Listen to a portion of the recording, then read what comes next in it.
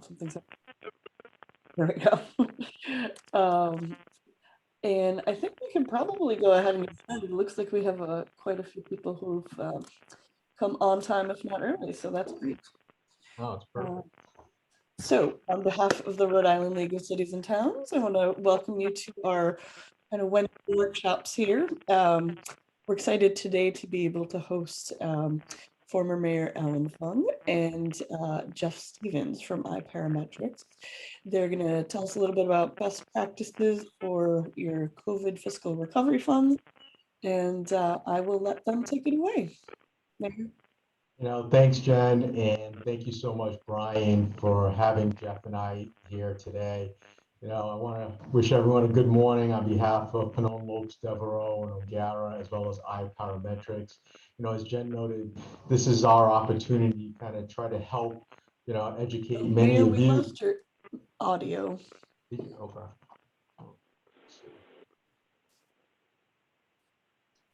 Can you hear me now, or because it's not? Is it coming through, or how's that? I hear you, Mayor. Okay. Did we lose everyone's audio? All right. I can hear it, Mayor, also. You can hear? Okay. It's my computer. Sorry, guys. No problem. No problem. But, Jeff and I definitely want to, wish everyone a good morning, and we're happy and excited to be here to provide sort of like an outline of that Rescue Plan Act funds, of how people can use those dollars appropriately, make sure that you're complying with the federal law and that massive Treasury guidance that came out just a few short weeks ago, the do's and don'ts, share some examples of what we are working on with some of our clients, but also what we're hearing some other communities are utilizing these funds or will be utilizing these funds for, because ultimately, dealing with the feds, as Jeff and I and some of you have experienced, isn't an easy process bureaucratically. As many of you know, I was mayor for Cranston for the past 12 years, and during that time, I had an opportunity to work on many natural disasters. And in fact, I had the opportunity to work together with Jeff back in 2010 during my first term, when we were facing not one, but two historic floods that impacted Cranston, where half the city was underwater, as well as many other communities throughout Rhode Island. And from that experience, we all learned a lot, myself, not only about the immediate emergency response, but most importantly, that post-disaster recovery, where we're still trying to build back the community, clean things up, and do what we can to help the residents and businesses that were severely impacted. And since that, 2010 flood, I encountered numerous other disasters as well as mayor, and had the opportunity to work with Jeff on several of them. And we definitely have a lot of war stories, and just one quick war story to, show how sometimes working with the federal government isn't easy. And Bob Strom, who I see on, my finance director, can, certainly share. During that flood, we lost two police vehicles. Now, getting reimbursement from the feds during that time, you would think would be easy, because we found a couple of replacement vehicles. I think, what was it, Jeff, in Pennsylvania? Yeah.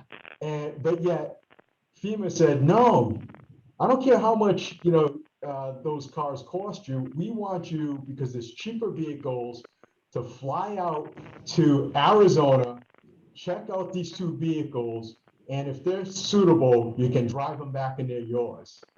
So this is sometimes how federal government thinks, but it's just an example of why, as you're, planning to utilize these funds, we really need to be cautious. And that's my experience with Jeff, and I'm proud to have Jeff here as a co-panelist.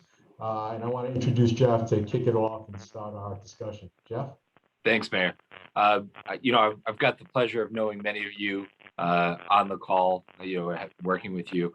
I used to work for Rhode Island Emergency Management, then I moved over to the Department of Health, and for the last 10 so years, I've been doing consulting in post-disaster recovery, long-term community recovery, and preparedness. And really, if you want to go to the next slide, Mayor, we'll jump right in. Really talking about the American Rescue Plan Act.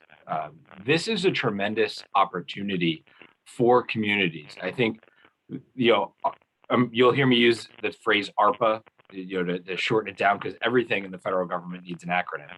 So, for ARPA, what they wanted to do is they learned a little bit from the CARES experience, where, specifically in Rhode Island, some of the money was kept at the state level.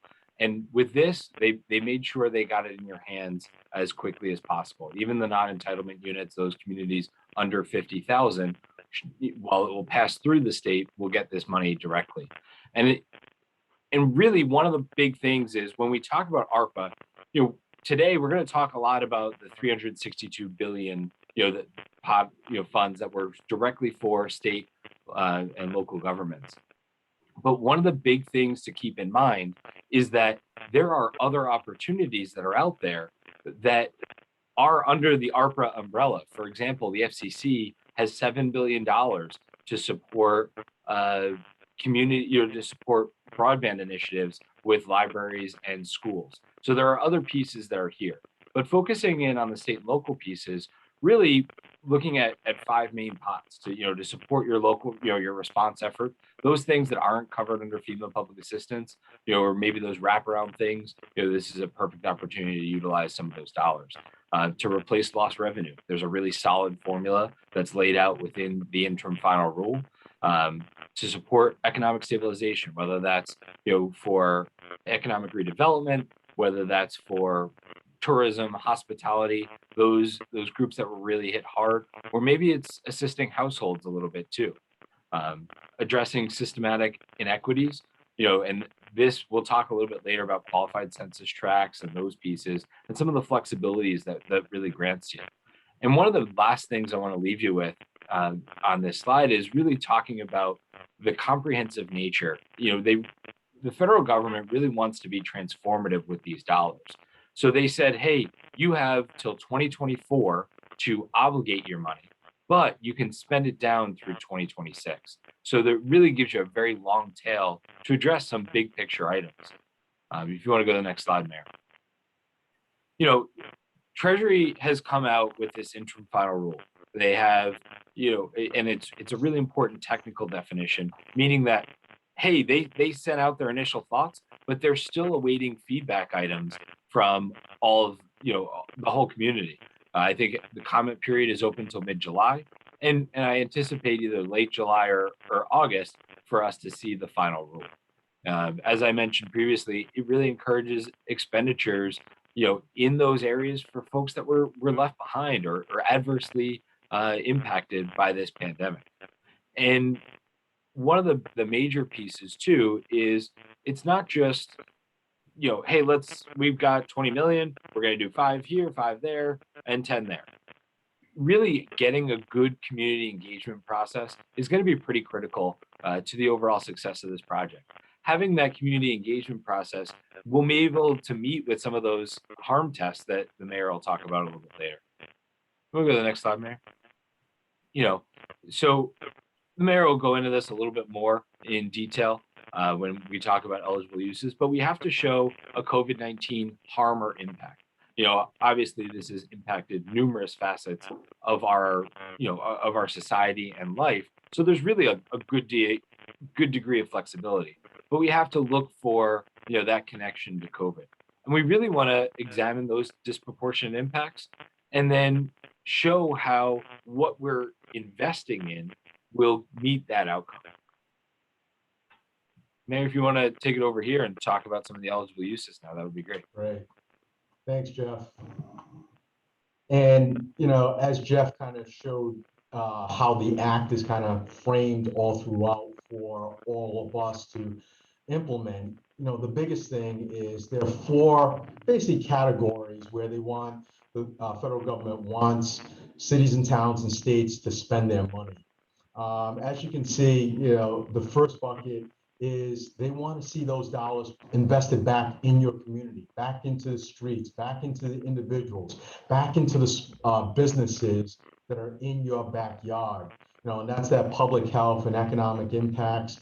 And one of the biggest portions of that Jeff kind of talked about is they really want to see an investment in those lower income minority groups in especially what they call a QCT, a qualified census tract area. And I'll get more into that a little bit later. The next category that they really want to see invested back into is to help many of the cities and towns and even the state replace a lot of the revenue that you lost because you had to shut down because of COVID-19. And they want to see some of these dollars put back into the pockets of your frontline employees, whether it's first responders, public maintenance, public works individuals that had to come in while the rest of your community was in home because of the harm of COVID-19. But they also gave it so that it's not just with your own use as a government entity. They provided flexibility so you can provide it back into markets where cashiers, a lot of those essential workers on the front lines had to be had to come in to provide for pay for them as well. And the last category is essentially infrastructure, where they want you to see and spend some of those dollars, investing back in building back up your communities in an appropriate way, especially, in these three areas of water, sewer, and broadband. So moving on to that first discussion point, and please, Jeff, feel free to jump in at any point in time too. You'll see that with respect to that health and economic impact funding, they established and essentially a two-part test for you to utilize these dollars in any program that you're going to design. They first want to see the data that you, as a local government official, took the time to identify the impact and negative harm that COVID-19 had on a particular community, on a particular individual within the business sector. And once you identify that impact and harm to that group, design that program so it meets that need. And they're going to give you a lot of broad flexibility to design that type of program, so long as it's reasonably related and proportional to meet that need. They are going to give you a lot of flexibility to implement that program and get those dollars into the street. What is not going to be acceptable? Something that's so grossly disproportionate from any of the data. If you just pick something that's arbitrary and say, for example, oh, you know what? We need a new baseball field, just so that our kids can play out there. Well, under this test, it's probably not going to meet that need. And this is where you really have to be cautious. Make sure you have the data driven, the backup that kind of meets that need. But the great thing about the Treasury rule guidance, as well as the act itself, it lists a lot of different examples that you can just implement yourself, and then you're going to be on safe grounds, or you can design your own program. And for some of the examples that are listed there, like say, for instance, vaccination sites. I know that the mayor of Colorado Springs, who I was on a call with, is investing still for his community additional vaccination sites, but focusing on different events and using about $250,000 to support that, on top of promoting those individual communities that he really wants to target. Substance and mental health is definitely another one. We've got a mayor in Texas that's looking to buy an old building to put together and build a new public health center. He's going to combine mental and behavioral health services, along with providing some rooms for homeless to address the homeless problem that he's seeing. And because it's in a QCT, it's going to be given a lot more flexibility. And that last slide there too, the last point about payroll, the mayor in Colorado Springs is going to be using, over $1 million that's going to be for payroll for those employees that are, quote, substantially dedicated to COVID-19 on an ongoing basis. So as you can see, there's a lot of different ways that you can utilize these dollars, whether it's the ones that are listed or follow what some of the other mayors and other communities are. In the next slide, there's additional negative economic impacts that are listed too. But the key point is it's a non-exclusive list.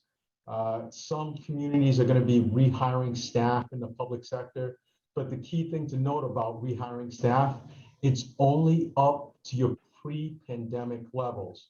So anything that goes over, that's going to be a no-no on the feds, and you just got to be really careful about that. Yeah, Go ahead, and Jeff. Mayor, if I'll add in that this is where that public process and that community engagement is really important, because maybe there is something on a public sector, but and you can increase that infrastructure a bit, but you've got to tie it to that COVID harm and how you're going to address that issue. Yeah, and one community that we're working with, they want to administer different type of economic relief programs for businesses, but they're also thinking about nonprofits too, because remember, the nonprofits out in the community weren't getting the donations as well. So they're designing a program, and to Jeff's point, they're hosting community meetings first to really design that program to fit what those needs were, to recover the losses, but also hear from those businesses and nonprofits what wasn't covered by the prior CARES Act or PPP. So that type of involvement kind of helped design the program. And so long as you can, justify that, that definitely helps. And that goes the same with the tourism and hospitality sector too, because ultimately under that act, the legal test that the feds are going to be looking at is they want to see that that decline was due to COVID-19, but not for other types of losses. When I talk about like other type of losses, say, I guess the prime example is, they don't want to see you design a program and give money to, video rental businesses, because let's face it, I think many of us saw that CBS News that there's only one Blockbuster left. So if you're going to put $12 million into, video rental businesses, the feds are going to be like, that's going to be a business that's naturally going to go out by the wayside anyways. So, that might be an extreme example, but I just wanted to kind of bring that up as a point of what the feds will allow and not allow. And getting into, this is a key point, because we're hearing a lot more communities looking to, put dollars into help, especially on the streets with minority and lower income groups. If you are in what they call a qualified census tract, and Jeff and I, took a look at the map, and unfortunately we couldn't get it in, to fit into the slide deck, but there are several communities here in Rhode Island that have QCTs. Just off the top, Providence definitely has quite a few of them. Cranston has a portion, West Warwick, Warren, Newport, Pawtucket, Woonsocket, Central Falls. Other communities may have a sliver in it, but if you are in one of those QCT tracts or providing services to tribal governments, those are presumed to be okay under the act. So any type of program that you might design there, is going to have that presumption of validity, and you have a lot more flexibility to do that. So listed below are just some examples of what the act has designed as equity focused. So you can definitely stay within those designs, or look at some of the flexible programs that other communities are doing. In Aurora, Colorado, the mayor there is putting money into infrastructure, but to help build back up their shelter. So that way it addresses the homelessness problem that they have. But within that, the mayor is also going to be putting more dollars towards rent, assistance to a lot of the individuals too, to prevent homelessness.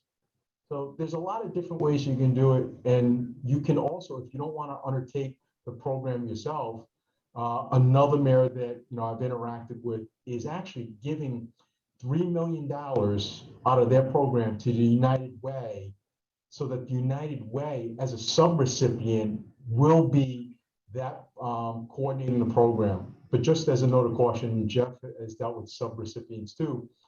You as the city or town are going to be responsible for that subrecipient with the reporting. So you still have to make sure that the program that they implement fits the guidelines, because that's on you.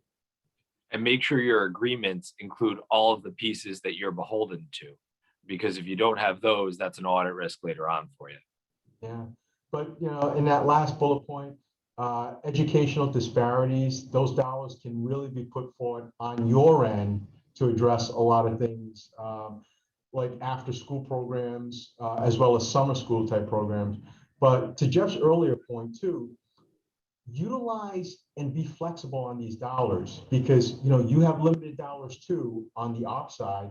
But take a look, because remember, the schools will have dollars coming down through the ESSR funds. So you want to maximize your dollars and not be duplicative. So I think that's a key point that we should all remember as we're working together.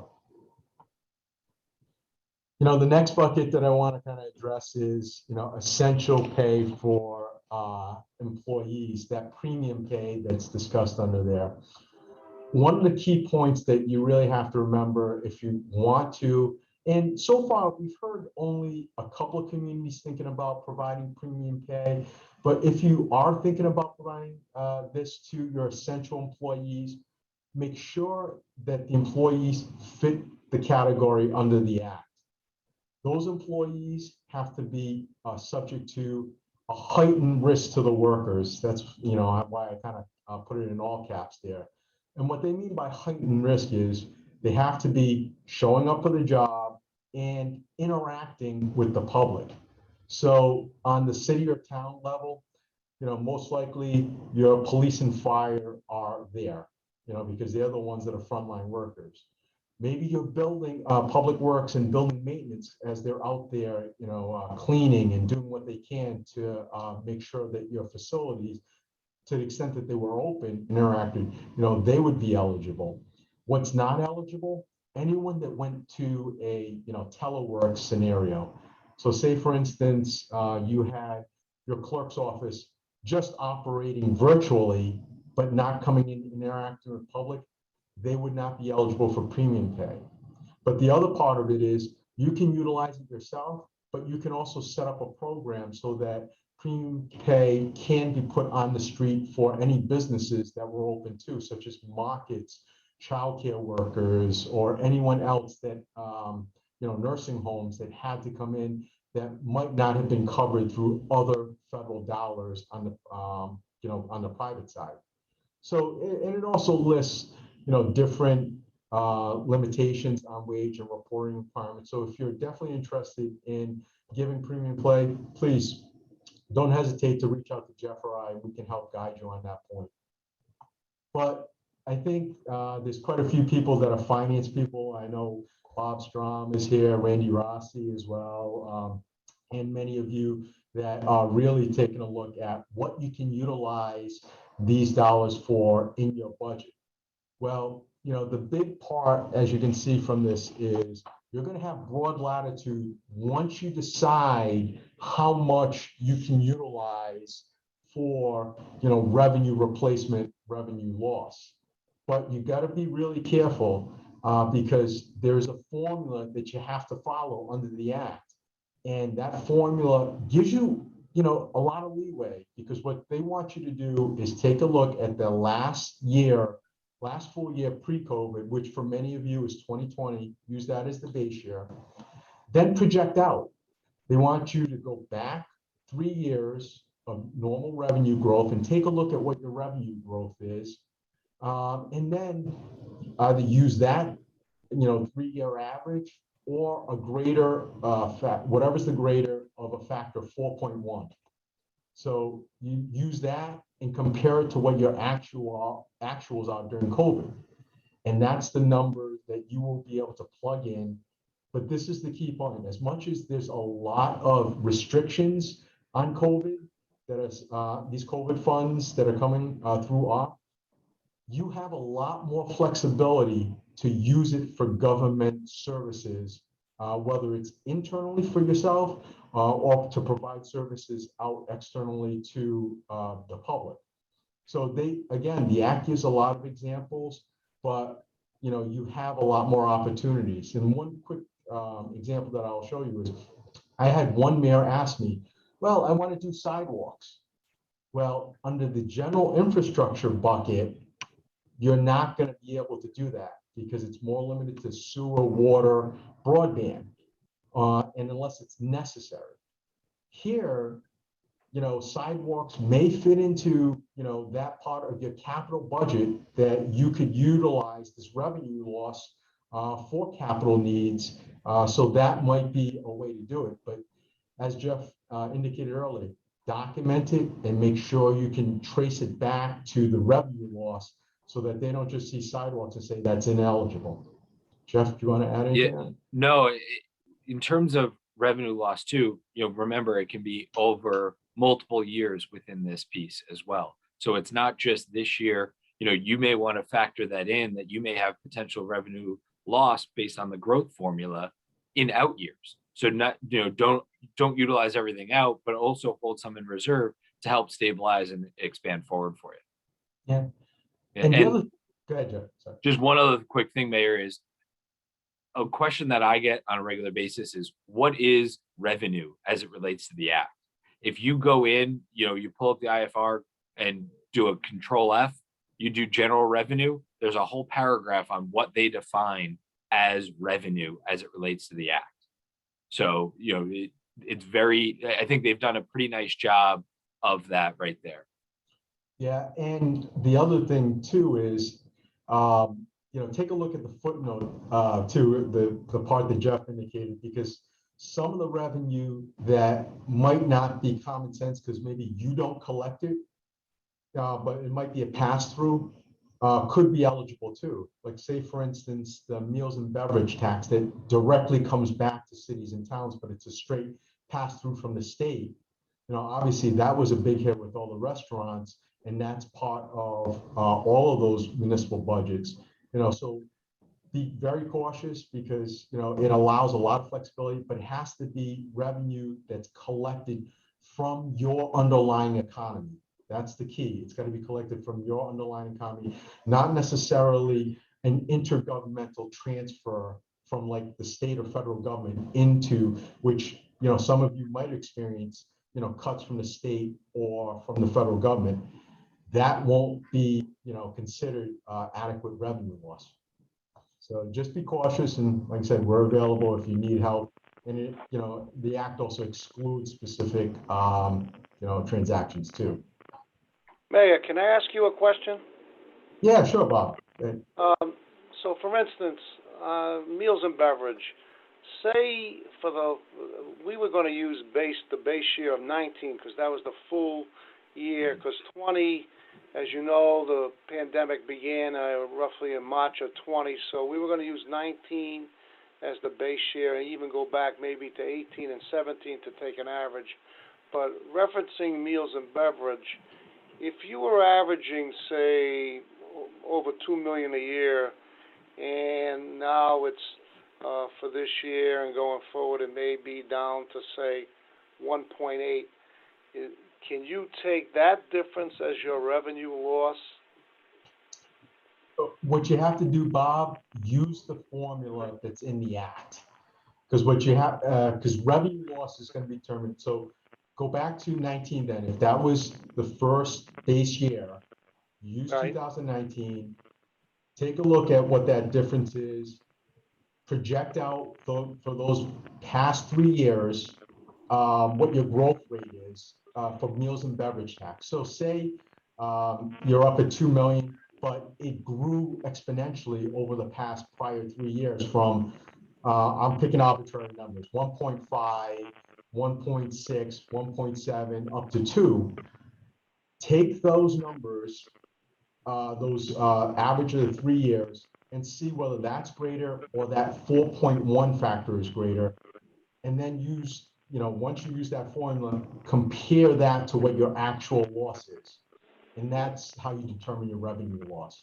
So it's not just a static year to year. It's got to be a projected revenue loss with growth. The 4.1 would be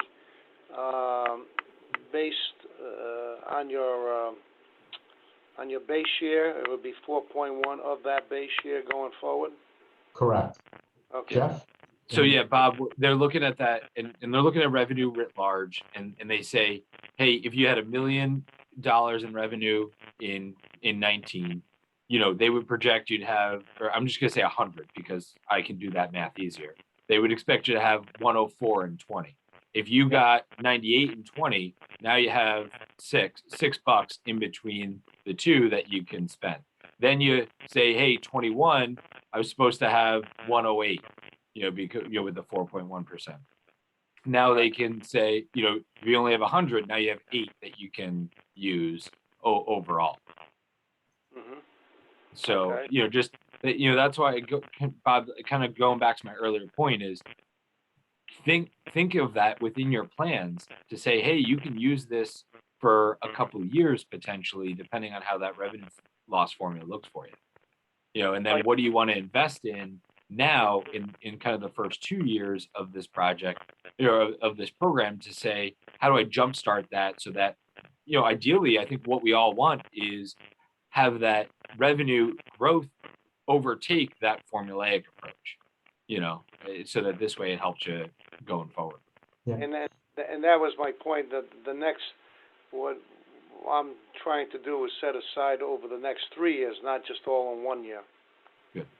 That, and Bob, that's, the perfect way to do it. The other thing that the act says is they don't want you to treat it as a static point in time. You can take a look at each successive year and see how, the growth trends are going, and continue to evaluate, those revenue numbers. Okay. Thank you. Sure. So, getting into the last eligible use area with infrastructure, and this is where, I've been getting the most questions from a lot of cities and towns here, but also in other locations as well. Because on infrastructure, everyone assumed it was similar to past federal guidelines, that it's going to be, this, broad-based dollars that you're going to be able to use for any type of infrastructure, but it's not. Now, like I said, you can, if it fits into your revenue loss, use it, infrastructure categories there. But here, under the act itself, it limits you to basically water and sewer, broadband, and basically those are the categories that they want you, to utilize it for.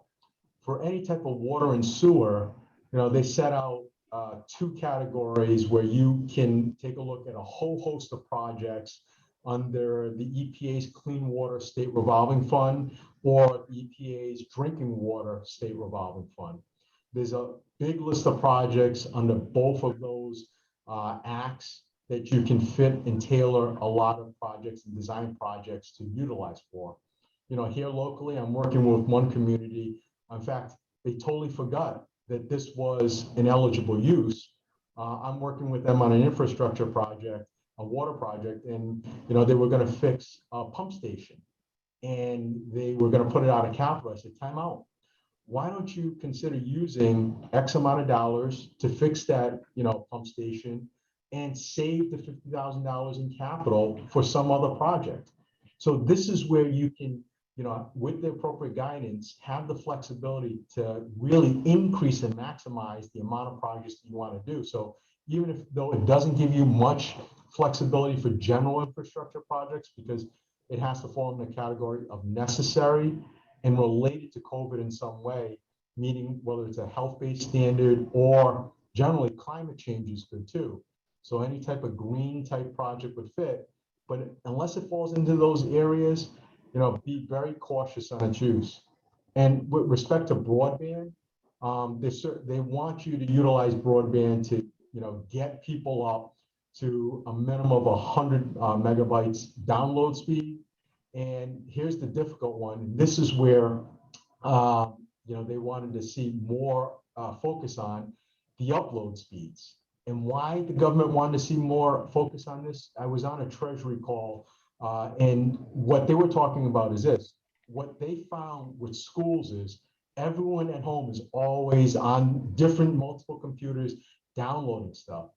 But the problem started coming in because no one ever thought about, oh, we've got to start uploading our kids' projects, to the school, to this platform or that platform. And that's where it was slower. So that's why they designated 100 megabytes download and upload speeds. And they want you to focus on those underserved areas where you're lacking in speeds and 25 megabytes download and 3 megabytes upload. Any of those communities, they want you to try to invest more in broadband. Or you can do it yourself. Cyber is a big thing. So I had one community ask whether they can invest these dollars into their own infrastructure for upgrading for cyber, say for their dispatch functions. That's an appropriate use. So, those are the tests that you want to see. And the, the last framework that I want to get into is, and you can see it, within the OP Act itself, there are a lot of restrictions that you have to be careful about. First off is net tax reductions. They don't want to see tax cuts. That's not what it was designed for. They want to see the money invested back into the community. A big no-no, because I know this is some couple of communities here in Rhode Island had used other dollars that they were able to use, receive from the feds for pension payments, but that is a no-no in this scenario. They don't want to see any extraordinary pension payments, but they will allow, if you are using these dollars for payroll purposes, it is allowable. A pension contribution is allowable, but to shore up a pension plan, that is not allowed. For any borrowing, you can't use it for any issuance costs. TANs, which was allowed under the CARES Act, is no longer allowable here. No legal settlements. While you can pay for, say for instance, myself for compliance or Jeff for administrative compliance, because that's an administrative cost, they will not allow you to use it for legal settlements. I've had one, potential question that came up from a state entity. Well, what if, the legal settlement fits into this focus area? It is very difficult to justify. And, a lot of times they specifically said no for a reason. So these are some of the prohibitions you really have to be careful of. And, I'll get into, Jeff can get into a lot of the reporting requirements, because that is a heavy feature that some of you will have to have because you fall into that category, and Jeff can kind of explain that. Yeah, so the reporting pieces are, kind of still formulating. Obviously, it's one of those challenges with the IFR still not final. We know we're going to have a report that's coming due, but the exact details are not there. So one of the biggest things that we're referencing to our clients right now is document. The mayor said it really well before is, if you're going to make a decision, hey, you're going to take this action based on this need, put it in a memo to yourself, put it all together, and it will really help kind of put those pieces in line. And, while you're taking action, because I'm sure you're getting a lot of community pressure, Treasury is, still coming up with their things. So for those, those communities on the call that are above that 50,000, you'll report direct through Treasury. For those that are under, you're going to end up reporting through the state, you're likely going through them using the same formulas. So if you want to go to the next slide, Mayor. Yeah, sure. Oh, just before we get onto that, for those that are still reporting up to the state, you still, I believe, have one annual report that they have to file to Treasury. So You're not off the hook completely. I'm so glad I left that one off, Mayor. I'm glad you mentioned that. Yeah. So there will be quarterly reports and the annual reports. Yeah, and they are going to be using these reports for any type of recoupment. So, to Jeff's point, be very cautious about that, because when they look at it, and if they see something that's going to be recoupment, they will send what they call a notice of violation, and you will have certain time frames to respond to that letter, show your justification, and then the Secretary of Treasury will make a decision within 60 days. And ultimately, if they don't agree, you're going to have to pay it back, and pay back whatever amount that they determined within 120 days. So be very cautious, and that's why this is a once in a generation opportunity but make sure you follow administratively and do the right thing. And building off that once in generation thing, there is really a huge potential for transformative change when you think about your community. And we've kind of talked about this all along. When we thought, really identify your impacts of COVID. The mayor mentioned the nonprofit sector. I've got another client that, their arts sector was really, really impacted. So they've lost some vibrancy there. They are doing some infrastructure projects, and one of the things that they're thinking about, they're doing the regular capital expenditures, but they're doing an arts enhancements to some of those things. So, to do art grants to get bolster that community and get them back up. Easy ways to involve your community. These online meetings, as as nice as it is to meet people face to face, sometimes to fit something in your busy schedule, have an online meeting with your community. Do surveys, do town halls, listening sessions, really meet people where they are to involve them. And you get that full community picture to understand there may be something that surfaces that you didn't think about. Maybe there's a child care need in this section of town and you have the opportunity to put it together. Create goals and a spending framework. I say that because, again, I'll go back to the political pressure that we talked about, or the community pressure. Everybody sees, hey, we've got millions of dollars, let's go spend it. But as we've shown throughout this entire call, hopefully, there's nuance to all of these pieces. But if you're able to put it all together and educate the community about, hey, this is what we're able to do under the act, and this is how we're going to deliver it to you to address those negative economic impacts, and you have that framework, you may find that over time, and I'll use hospitality and tourism. We think there's a huge pent up demand. Some of my clients are already saying, hey, we're seeing a swing back pretty profoundly. There's still some nervousness, but you may invest in year one and maybe some in year two, but year three, it's beyond, going to the food and beverage tax, that Bob was referencing before. It may be beyond what you had dealt with pre-pandemic levels because it was so successful. And I really think that's one of the major goals and to keep in the back of your mind as you're going through this. It doesn't have to be, metered out perfectly, one quarter. It can be front loaded, but also leave some in reserve to deal with some of those unintended impacts that you may have, or some of those industries that may be lagging behind. And where you can blend categories together, as the mayor said before, I've got a client doing something very similar.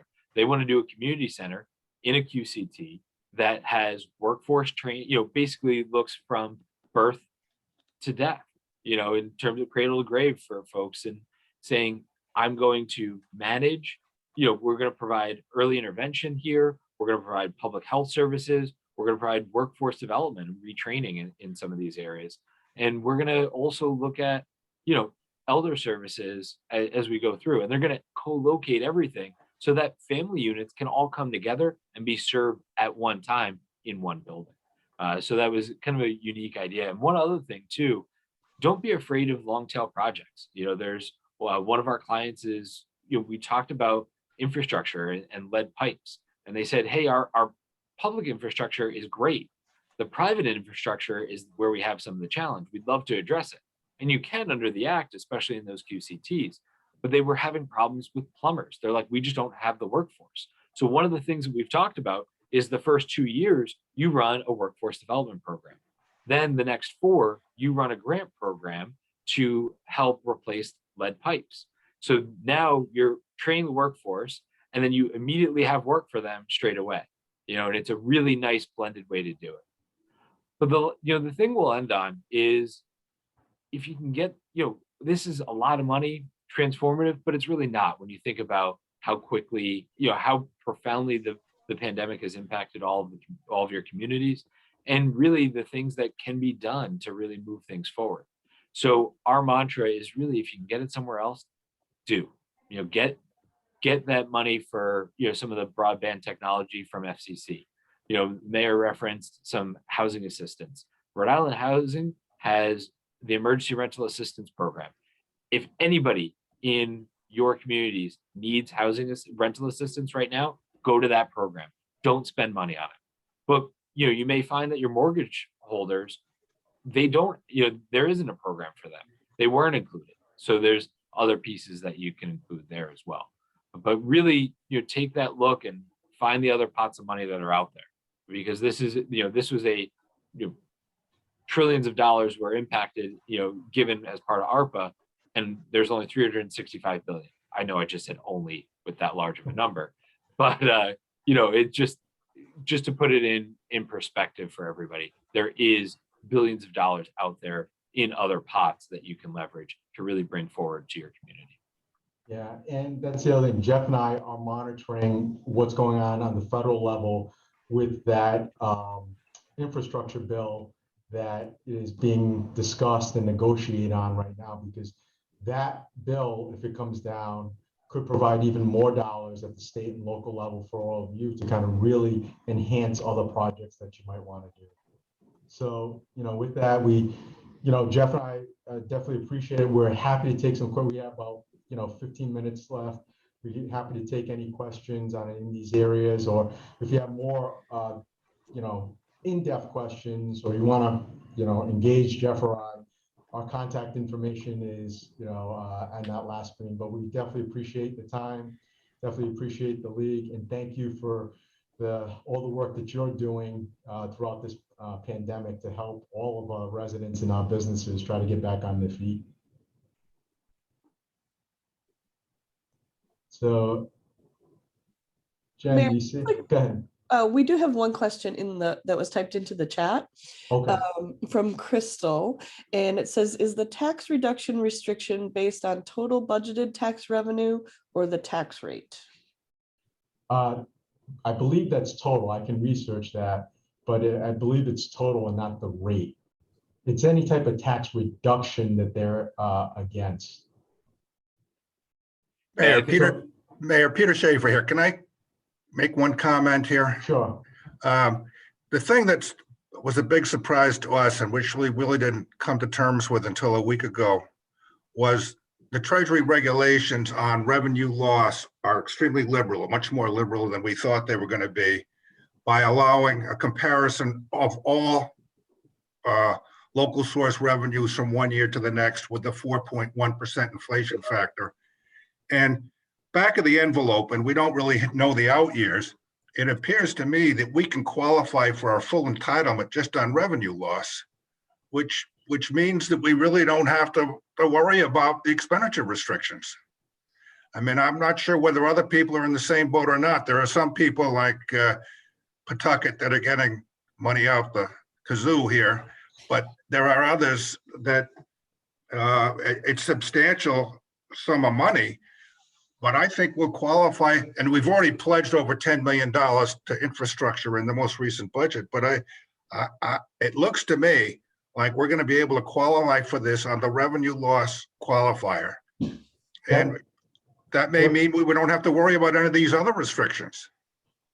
Yep. Yeah, and Peter, that's what I was talking about. You have a lot more flexibility under that revenue loss. You still can't put it in, like, say, the revenue, and all of a sudden you say, oh, we're going to put it into a pension fund, because that's a strict prohibition that they said is a no-no. But any type of revenue loss dollars, you have a lot more flexibility to put it into, for general services programs that you already have, or, to design other programs. But you're right, it gives you a lot of flexibility, because my gut tells me many cities and towns, not only just here in Rhode Island, but across the country, their probably 3-year growth average is probably going to be bigger than that 4.1 factor that they have. So you're going to have a lot of flexibility and probably more revenue dollars that you can capture. But what they don't want, getting back to that, tax cut question, is you just unilaterally cutting taxes, to help the economy. In other words, they probably don't want to see a cut on business taxes because people are struggling, and then just try to make it up that way. Jeff, do you have anything to add? No, you covered it, Mayor. I do see another question that we have in the chat is that we have sewer capital projects funded with unrestricted fund balance, but not yet executed. Can we swap with American Rescue Plan dollars? Well, I think what you can definitely utilize it so long as those dollars, I don't think have been, utilized yet, because they won't let you use it as revenue replacement for the project. But if you utilize it for that project and then, move those dollars that had been allocated to a different, or just to, build up your capital reserves, that's fine too. Yeah, it really comes down to that March 3rd. Was it budgeted before March 3rd? Because, and I think that's important for everybody to remember, different than the CARES Act or other pieces. It really is, March 3rd is the date that this all started. So anything, if you had it budgeted before that, even if it was, no matter what dollars it was, they will look at it in a negative light. Right. And especially if it's already been spent, like say you put a PO in already on it, even though the money hasn't transferred, they're gonna look very suspiciously more on that. So Jeff is right. Prospectively, there's only very few instances where they're allowing you to do retrospective. But the biggest area on the retrospective was the premium pay going backwards. Mayor, this is Bob Strom again. I have a question for you and Jeff. I know you mentioned about loss of tax revenue. My only question is this: what about businesses that closed during the pandemic, which constitutes a loss of tangible tax revenue? Would that be eligible? Because tangible taxes are normally part of what you would get from the your economy. So I would say yes, but I'd have, Jeff, I don't know if you would disagree on that, because it's not something that's passed through the state. It's strictly to the local towns. No, Bob, it always just goes back to looking at that, the general revenue in that formula. This is one area where the IFR, they did a really, I got to say, Treasury did a nice job on this. And Bob, I'll send that to you after the call so that you have that exact reference. Thank you. And it's just those certain areas that are excluded that are, listed in the presentations. But, anything that you pick up from your local economy that's dollars flowing through, it is something that can be captured. Thank you. Jeff, can you share that with all of us besides just Bob? I know I didn't grow my beard and it doesn't really grow in that way. So it was really only for people with beards, Randy. So, all right. I mean, definitely I'll send it, we'll send it through Jennifer. I'll send it to you separately as well. Thank you. Those who I have contact information, I can send it to right away. I'll have Jennifer send the rest. And, we have some clients that are on the call as well. Just for your awareness, you'll get an updated ARPA analysis by the end of the week too. So thank you. Some other ideas. Any other questions? In talking with Jen, I think the presentation is going to be up on the league's YouTube channel too. So for anyone else that might have missed it, they can, take a look at the presentation, or like we said, feel free to contact Jeff or myself, because, we're here, we're local, and we've been helping communities already.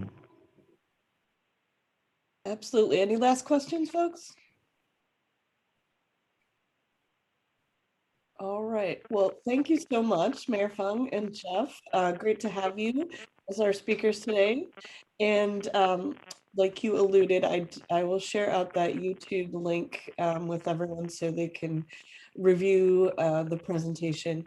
I'm going to try to figure out how to send the slides. I know they're dense in terms of size, so we'll try to figure something out there. But if we can't, we can at least get you the YouTube link and you can see the slides that way.